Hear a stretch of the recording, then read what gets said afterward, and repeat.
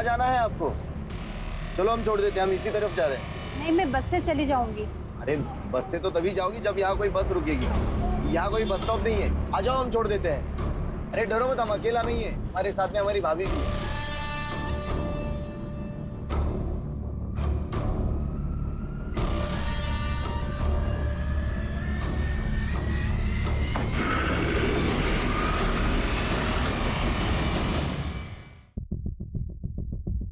आरो बेटा, चोट के निशान है और उसका जबड़ा भी टूटा हुआ है। बॉडी में से सीमेंट सैंपल भी मिला है। गायकवाड़, जिन पुलिस स्टेशन में हम लोगों ने इसकी फोटोग्राफ भेजी थी वहां से कोई फीडबैक आया? नहीं सर। मतलब ये औरत किसी दूसरे शहर की या दूसरी स्टेट की हो सकती है।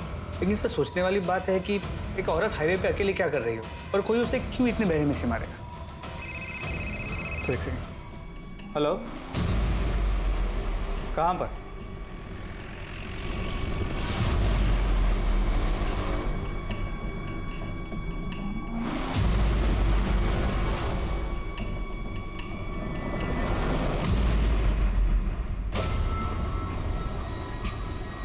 अरे प्रमोद, घबराओ मत, कामिनी नहीं है।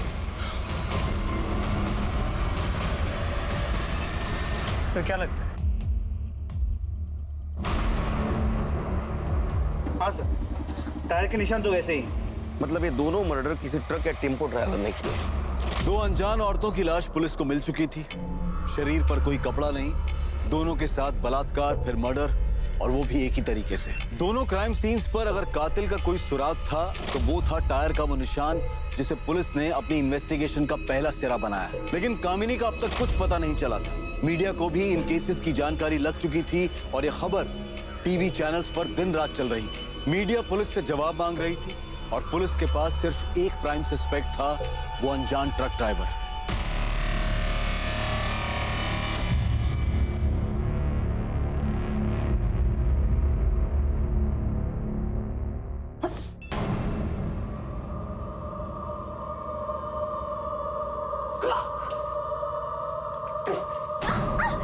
क्या रे, पेट से है तू?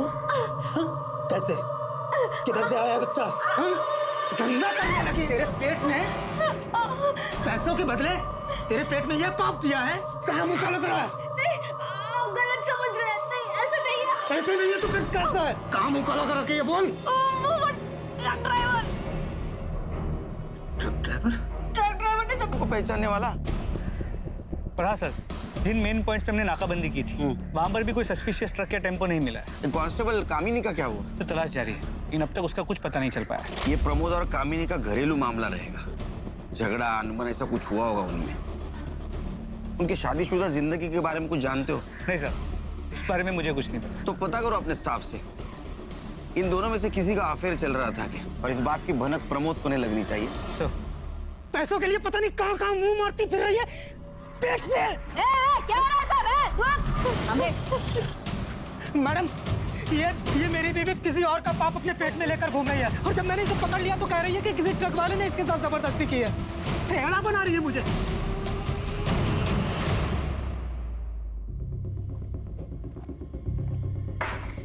घबराओ मत, घबराओ मत। बताओ क्या हुआ था तुम्हारे साथ, कब हुआ था?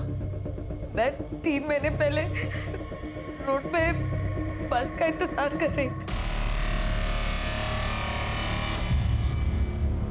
भैया, मैं कैसे भी करके जान बचा के भाग गई। तुम्हारे पति का कहना है कि तुम उससे झूठ बोलती हो। अक्सर तुम 4-5 दिन घर से गायब रहती हो, ऐसा क्यों? साहब, मैं घर काम करके अपना गुजारा करती हूँ। सेठ लोग कभी कभी अपने बच्चे या फिर बूढ़े माँ बाप को छोड़कर बाहर जाते हैं और मुझे देखभाल करने के लिए कहते हैं। उसका अलग से पैसा भी देते हैं मेरे को। मैं अकेले कमाने वाली घर में, तो जहाँ से 2 पैसे मिलते हैं मैं वहाँ पे काम कर लेती हूँ। साहब, वो टेम्पो ट्रक के डिटेल्स बता सकते हो? उसका कलर कैसा था, डिजाइन, उसका नंबर याद है? सब कुछ इतना अचानक हो गया कि मुझे कुछ समझ में नहीं आया और वो लोग मुझको घसीट कर जंगल में ले गए थे। वहां से ट्रक नहीं दिख रहा था। उन दोनों का हुलिया याद है? हाँ साहब, याद है। स्केच बनवाने में मदद करोगी? हाँ। इसका कहना है कि 3 महीने पहले इसके साथ रेप हुआ था। मतलब 3 महीने से ये चल रहा है? सर 3 महीने पहले तक ये लोग औरतों को सिर्फ रेप के लिए टारगेट कर रहे थे, अब मर्डर करने लगे। शायद इन्हें ये गलत फहमी हो गई है कि ये लोग कभी पकड़े नहीं जाएंगे। वो इसलिए कि उनके खिलाफ अभी तक कोई कंप्लेंट लिखवाने नहीं आया। सर अक्सर बलात्कार की शिकार औरतें घर वालों के प्रेशर और सोसाइटी में बदनामी के डर से चुप रह जाती है, लेकिन अब ये लोग मर्डर्स करने लगे, बॉडीज मिलने लगी और ये मामला सामने आ गया। बैकवर्ड कोई भी हो, बचना नहीं चाहिए। जैसे केस कंप्लीट हो जाए सारे पुलिस स्टेशन, आरटीओ ऑफिस और टोलने का भी सर्कुलेट कर दो। सर अच्छा, ये प्रमोद और कामिनी के मैरिज लाइफ के बारे में कुछ पता चला? सर अंदर बात करें।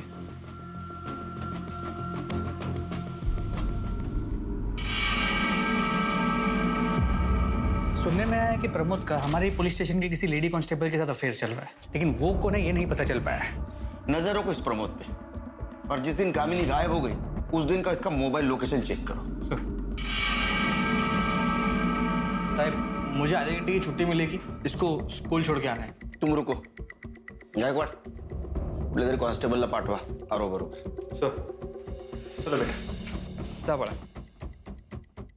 प्रमोद, सर मैंने सुना है तुम शादीशुदा होने के बावजूद भी किसी लड़की के साथ तुम्हारा अफेयर चल रहा है। नहीं साहब, ऐसा कुछ नहीं है। देखो, झूठ बोलने से कुछ फायदा नहीं, पूरे थाने को पता है। हाँ, अगर तुम चाहते हो कि सबके सामने मैं पूछूं तो पूछता हूँ। नहीं साहब, सच में ऐसा कुछ नहीं है साहब। देखो, ये भी पता है कि वो हमारे थाने की कोई कांस्टेबल है, उसका नाम बताओ, नाम बताओ। चेतना शिर्के। मैं मानता हूँ कि मेरा चेतना के साथ अफेयर है, लेकिन मैं अपनी बीवी से बहुत प्यार करता हूँ साहब, और मैं नहीं चाहता कि मेरी शादी और मेरा घर परिवार टूटे। चेतना को भी इससे कोई प्रॉब्लम नहीं है साहब, वो नहीं चाहती कि मेरी शादी मेरा परिवार टूटे। आप ही बताओ साहब, मैं अपनी बीवी के साथ कुछ गलत क्यों कर सकता हूँ? इसका मतलब ये टाइम पास चल रहा है। जी साहब, वो चेतना का पति शादी के 1 महीने में ही उसकी मौत हो गई थी। तब से वो बहुत अकेला महसूस कर रही थी, इसीलिए ये सब। अच्छा, तो ये फिजिकल नीड का मामला है। जा।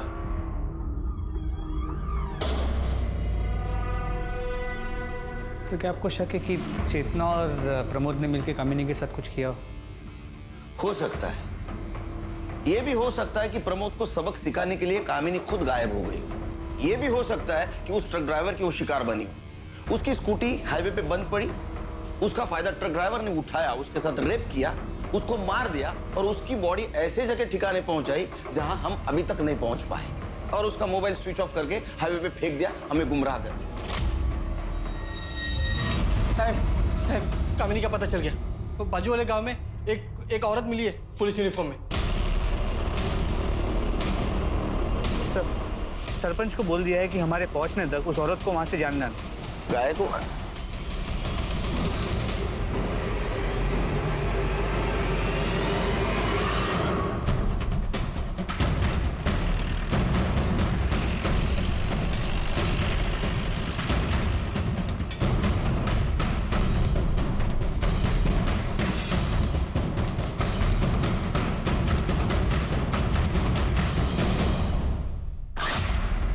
ये नेम प्लेट भी उसी की। ये कपड़े कहाँ से मिले तुमको? कहाँ से मिले कपड़े? एक मिनट प्रमोद, एक मिनट। ये यूनिफॉर्म किसने दिया तुमको? मेरे वो ये देखो, इसको देखा है तुमने? इसके कपड़े ये, इसको कहीं देखा है क्या? इससे लिए तुमने ये कपड़े? ये मेरे सर यहाँ वर्दी पे खून लगा है। चेतना, चेतना। ये सर। हाँ, ध्यान है। इनको दूसरे कपड़ों का इंतजाम करो और ये कपड़े फॉरेंसिक के लिए भेज दो। Yes sir. चलिए। चल आओ। हाँ, दूसरे कपड़े मिलेंगे आपको। कुछ समझ में नहीं आ रहा कहाँ गई कामिनी।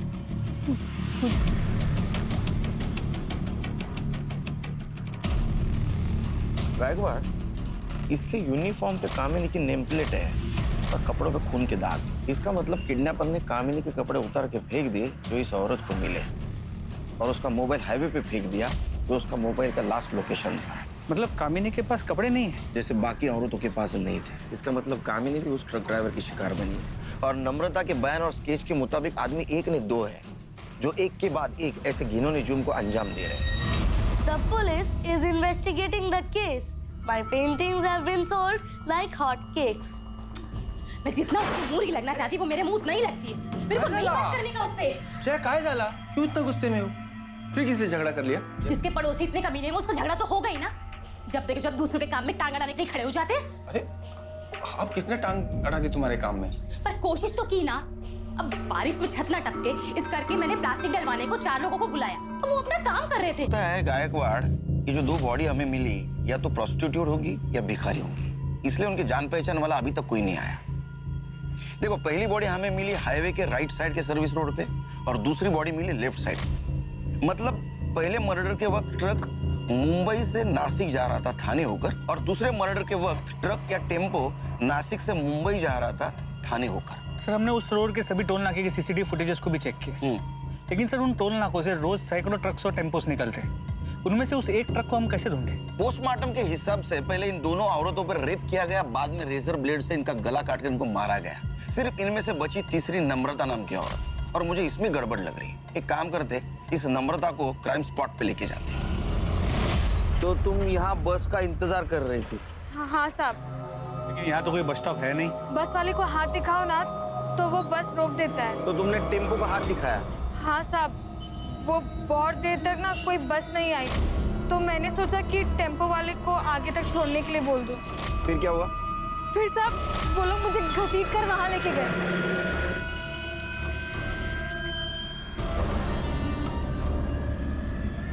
इसी जगह पे? हाँ पक्का ये जगह नहीं बोल सकती साहब, सब कुछ एक जैसा ही दिखता है यहाँ।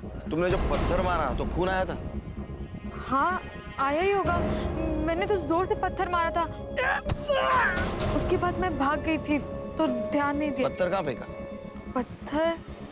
पत्थर यहीं कहीं फेंका था। तर बघा कुठे दगड सापडतो का?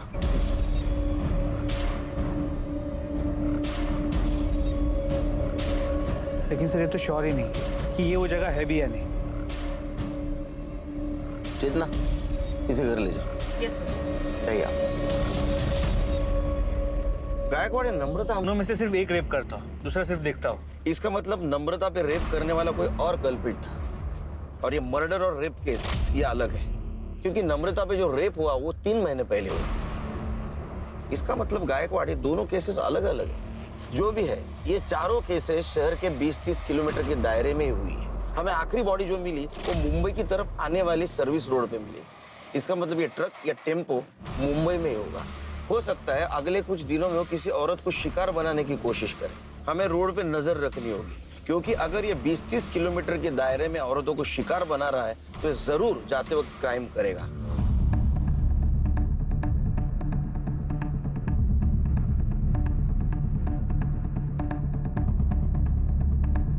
अरे रुक रुक रुक। चीज बताओ, अगर बताओगी तो हम मुजरिम को पकड़ पाएंगे। मैं उस दिन हाईवे पे खड़ी थी। अकेली? जी। तुम कहीं जॉब करती हो? तो बिजनेस? साहब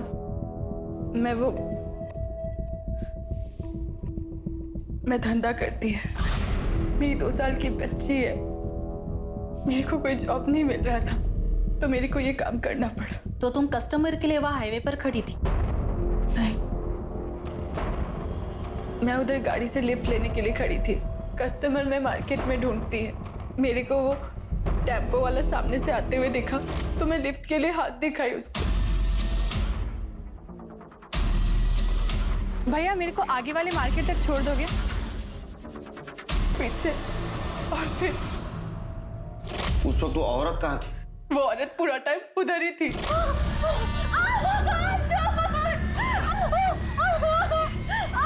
फिर उसके बाद उन्होंने तुम्हें गाड़ी से बाहर फेंक दिया? नहीं, वो औरत मेरे को मारने के लिए प्लेट मेरे पास लेके आई। मैं उसके आगे गिड़गिड़ाई। मैं उसको बोली भी कि मेरी 2 साल की छोटी बच्ची है। मेरी 2 साल की छोटी बेटी है। उनको जाने दो।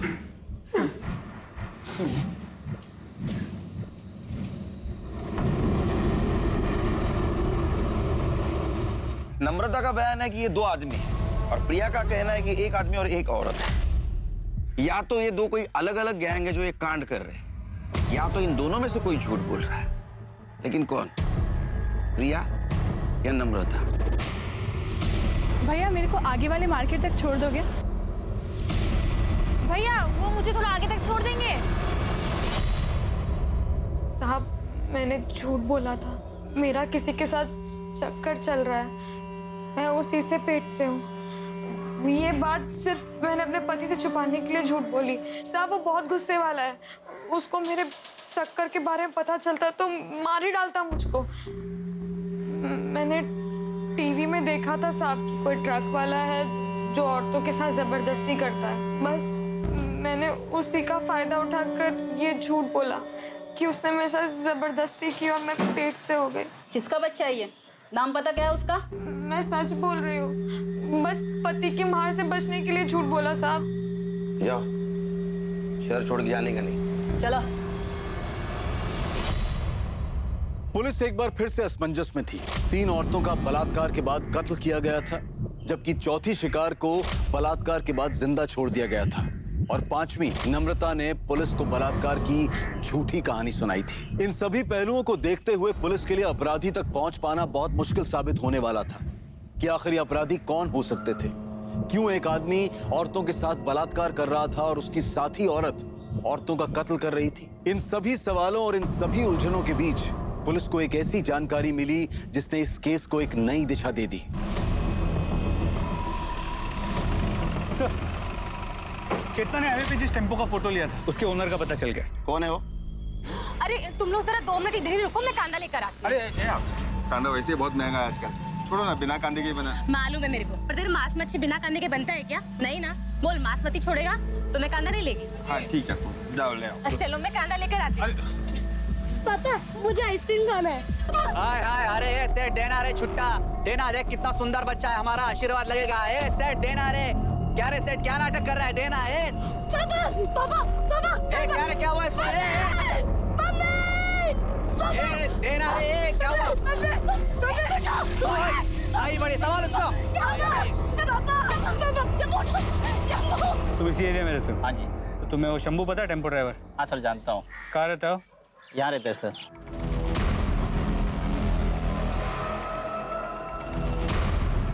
यही शंभू है? हाँ जी, यही शंभू। एक मिनट सुनो, ये ट्रक किसका है? मेरा है साहब। अरे अरे सर, अभी 1 मिनट पहले ही बेहोश था, अभी होश में आया है। क्यों मारे हो साहब इसे आप? अभी तो सिर्फ मारा है, हम इसे रेप और मर्डर के केस में जेल ले जा रहे हैं। रेप और मर्डर? क्या बात कर रहे हो साहब? ये आदमी एक चींटी नहीं मार सकता। ये रेप और मर्डर क्या करेगा? जरूर आपको कोई गलतफहमी हुई है साहब, हम शरीफ लोग हैं, हमने कुछ नहीं किया साहब। एक मिनट, आप वही औरत है ना जिसने स्कूल में टीचर को मारा था? हाँ साहब मैं वही हूँ, लेकिन वो बात अलग थी। गाड़ी में डालो इसे। अरे लेकिन साहब वो शरीफ आदमी है साहब, छोड़ दो उसे। शंभू शंभू। सर ये शंभू है, वो टेम्पो इसी का है। क्या हुआ साहब?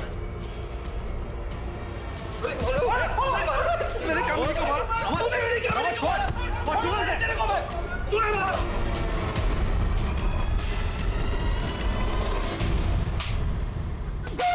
सच बोल रहा हूँ साहब, मैंने किसी का बलात्कार नहीं किया साहब, मैंने किसी का कोई बलात्कार नहीं किया साहब, मैं ऐसा आदमी नहीं हूँ साहब। गायकवाड़, इसको मेडिकल चेकअप के लिए ले जाओ, और प्रिया और वो 2 बॉडीज उसके ऊपर मिले सीमेंस इसके साथ मैच करके देखो, इससे भी पता चल जाएगा कितना मासूम है। चल। इसकी हिस्ट्री, ज्योग्राफी सब चाहिए मुझे, पड़ोसियों से पता करो।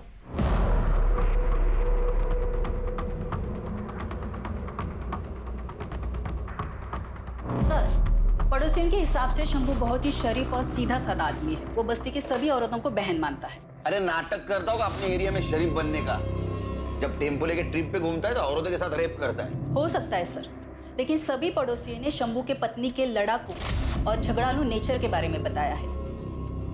उनके हिसाब से शंभू नहीं मगर वो जरूर मर्डर कर सकती है। सर ऐसा हो सकता है, स्कूल में भी जया ने टीचर की हालत खराब कर दी, पर वैसे भी शंभू हमारा कल्प्रिट नहीं हो सकता, क्योंकि प्रिलिमिनरी रिपोर्ट के मुताबिक उसका सीमेन रेपिस्ट के सीमेन से मैच नहीं करता। इस शंभू की डिटेल रिपोर्ट कब आएगी? सर कल तक आ जाएगी। उसको इंट्रोगेशन रूम में बुला। सर क्या ये वही आदमी है? नहीं। इस वक्त तेरा टेम्पो कहाँ है? साहब वो तो आज सुबह एक दूसरा ड्राइवर लेके गया। दूसरा ड्राइवर मतलब? मेरे पास जब बुकिंग नहीं होती साहब तो मैं अपना टेम्पो भाड़े पे दे देता हूँ साहब, ताकि 4 पैसे आ जाए। ऐसे कितने ड्राइवर को देता है तू टेम्पो? 5-6 है साहब। अभी किसके पास? अभी तो वो विलास गौरव के पास है साहब। विलास गुरु के साथ साथ तू जितने भी ड्राइवर को देता है ना तेरा टेम्पो, सबके नंबर चाहिए मेरे को।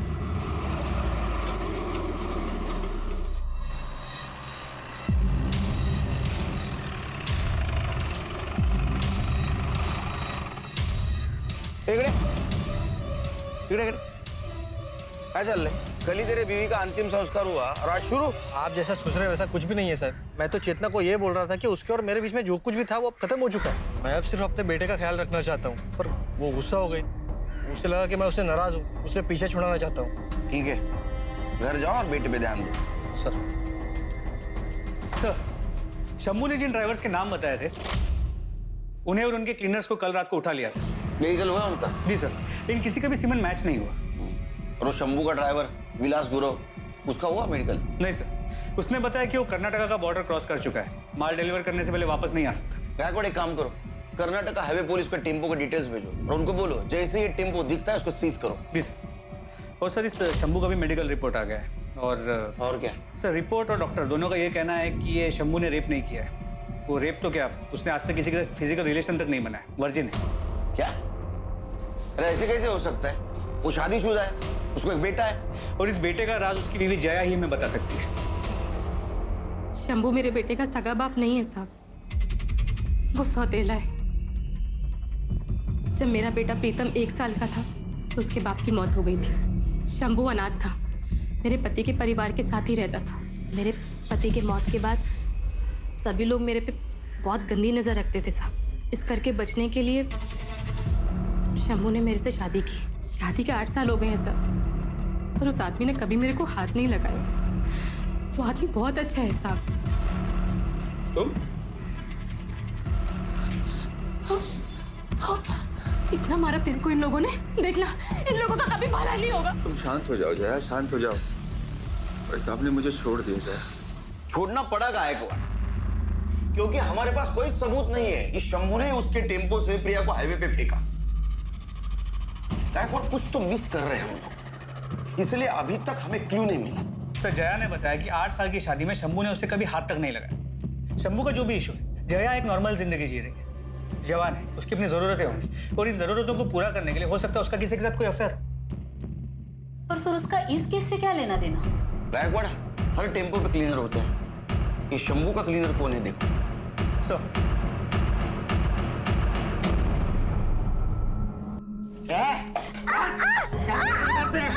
अपना सामान बांध और निकल इधर से, समझे?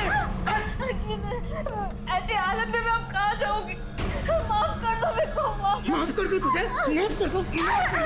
अब से तू ऐसे ही पिटेगी, समझी? ना सामान निकल।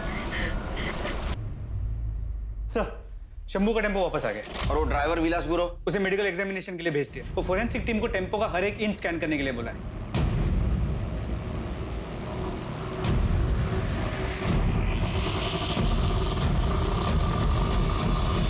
फोरेंसिक टीम के मुताबिक इस टेम्पो के टायर का पैटर्न हमें क्राइम सीन्स पे जो टायर के मार्क्स मिले थे उससे मैच करता है।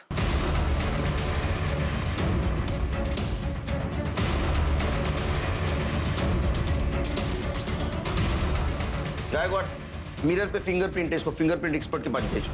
और ये बिंदी, इसको डीएनए एक्सपर्ट के पास भेजो। ये गोविंद जिसको भी भाभी बनाकर यूज कर रहा था, 100% उसका डीएनए इसके चिपकने वाले साइड पे होगा। सर, फोरेंसिक टीम से बहुत ही शॉकिंग बात सामने आई है। क्या? टेम्पो के फ्लोर पे जो ब्लड सैंपल्स मिले थे उसमें क्या हुआ? गायकवाड़, क्या यही था वो आदमी? भैया मेरे को आगे वाले मार्केट तक छोड़ दोगे? हाँ, यही था वो शैतान। हिम्मत कैसी? हिम्मत कैसी? इनको लेके जाओ, लेके जाओ इनको। चलो। साहब झूठ बोल रही है वो। तो झूठ बोल रही है, हाँ? और ये मेडिकल रिपोर्ट, ये भी झूठ बोल रहा है। इससे साबित होता है कि उन औरतों का रेप तूने किया था। विक्टिम से मिले सीमेंट से तुम्हारा डीएनए मैच हो चुका है। अब एक बात बता, वो औरत कौन थी जो तुम्हें रेप और मर्डर करते देखती थी? साहब मैंने रेप किया साहब, पर मर्डर वर्डर मैंने नहीं किया। तो मर्डर क्या उस औरत ने किए? हाँ। कौन थी औरत? कौन थी औरत? बैकवार्ड। अरे साहब, अरे साहब, औरत सुनो। नाम क्या है? बोल बता नाम क्या है? देख तूने बताया नहीं ना, फिर भी हम पता कर लेंगे। नहीं बताएगा? बैकवार्ड, इसका खाना पीना सब बंद। ये तुम्हारे कॉल रिकॉर्ड्स। इससे साफ हो जाए कि तुम शंभू के क्लीनर गोविंद को दिन में 4 से 5 बार फोन करती थी। सर क्योंकि शंभू अपने पास फोन नहीं रखता है, तो मेरे को कुछ भी हालचाल लेना होता है या कोई भी मैसेज देना होता है तो मैं गोविंद को कॉल करती हूँ। तब भी जब शंभू तेरे साथ होता है तू गोविंद से 10-10, 15-15 मिनट तक बात करती है। मैं सच बोल रही हूँ साहब, मेरा गोविंद के साथ कोई चक्कर नहीं है। इसे पहचानती हो? नहीं, कौन है ये? ये वही है जिसका बच्चा तेरे पेट में है। नहीं, ये वो नहीं है। वो तो दुबई में स्वीपर का काम करता है। छुट्टियों में आया था तब हमारे बीच ये सब हुआ। 2 महीने पहले ही वापस गया है। महाराष्ट्र, गुजरात, गोवा, कर्नाटका, इन चारों राज्यों में जो ग्रीन पिंस है, ये वो जगह है जहाँ पर लोकल पुलिस को औरतों की नेकेड डेड बॉडीज मिली थी। औरतों के साथ रेप किया गया था, फिर रेजर ब्लेड से गला काट के उन्हें मार दिया गया था। और ये जो रेड पिंस, ये वो जगह है जहाँ पर औरतों के साथ रेप तो हुआ था पर उन्हें जिंदा टेम्पो से फेंक दिया गया था, जो बच गई थी। और उन औरतों को मारा गया जिनको बेटे हैं, और उन औरतों को जिंदा छोड़ा गया जिनको बेटियां हैं या बच्चे नहीं। जी सर। तो हो सकता है कि ये जो औरत है जो गोविंद के साथ मिलकर सारे मर्डर्स कर रही थी, उसको बहुत सारी बेटियां हो, बेटा ना हो पाया, और इसी गुस्से में वो उन औरतों को मार रही थी जिनके बेटे थे। नहीं गायकवाड़, हमारे पास जितने भी सस्पेक्ट औरत है उनमें से किसी को ज्यादा बेटियां नहीं है। ये माजरा कुछ और है। सर, टेम्पो के शीशे पर जो बिंदियां मिली थी उन पर किसी औरत का डीएनए नहीं मिला। ऐसे कैसे हो सकता है? वो यूज्ड बिंदियां थी। सर, उन पर डीएनए मिला है लेकिन किसी औरत का नहीं, आदमी का है। तेरा डीएनए नहीं, तेरे फिंगरप्रिंट भी मिले मिरर पर, और टेम्पो के सीट के पीछे ब्लाउज और साड़ीज भी मिली। इतना ही नहीं, वो विग भी मिला है जो पहन के तो औरत बनता था। और हाईवे पे मिलने वाली औरत को तो गोविंद के पास लेके जाता था, फिर गोविंद उसके साथ रेप करता था, वो तू देखता था। उसके बाद में रेजर से तू उनका गला काट के उनको मार देता था। सच है नहीं? हाँ सर। एक बात बता, तू उन औरतों को क्यों मारता था जिनके बेटे थे, और उन औरतों को क्यों छोड़ता था जिनकी बेटियां थी या जिनको औलाद नहीं थी? बोल। क्योंकि मेरी माँ ने जब मैं 8 साल का था मुझे एक आदमी को बेच दिया था, सिर्फ 2000 रुपए के लिए। उस आदमी ने 2 साल तक मेरा बलात्कार किया। अंकल छोड़ दो अंकल, मुझे कुछ नहीं होगा बेटा, कुछ नहीं होगा। मैं दर्द से कर रहा था साहब कि बीवी खड़ी होकर सब कुछ देखती थी, खुश होती थी साहब। और फिर एक दिन मैं वहां से भाग गया। जया के पति से मेरी दोस्ती हुई, तो उसने मुझे नौकरी, रहने की जगह सब कुछ दिया। लेकिन 2 साल जो कुछ मेरे साथ हुआ ना साहब, वो आज भी रात को सपने में मुझे डराता है। और उसके बाद मैंने ट्रक खरीदा, और एक दिन जब हाईवे पर ट्रक में माल लेके जा रहा था ना साहब, तो एक औरत ने मुझसे लिफ्ट मांगी। मैंने उसे लिफ्ट दे दी। बातों बातों में उस औरत ने मुझे बताया कि वो बहुत गरीब है साहब, बहुत गरीब, और वो सोच रही है कि अपना बेटा बेच दे। मुझे लगा उस बच्चे के साथ भी वही सब होने वाला है जो मेरे साथ हुआ। मैंने उस औरत को मार दिया साहब। तब मुझे लगा कि मेरे साथ जो कुछ भी हुआ है मैंने उसका बदला ले लिया। छोटे छोटे बच्चों को बचा रहा हूं मैं। जितनी भी औरतें जिनके छोटे छोटे बेटे थे, मैंने सबको मार दिया। एक दिन गोविंद आया। गोविंद ने मुझे बोला कि अगर तुझे उन्हें मारना ही है तो क्यों ना पहले मेरे को आगे वाले मार्केट तक छोड़ दोगे? और उसके बाद मैं इधर से उनका मर्डर कर देता था साहब। छोड़ दो मुझे, नहीं जाने दो, नहीं। कितने औरतों को मारा तुझे?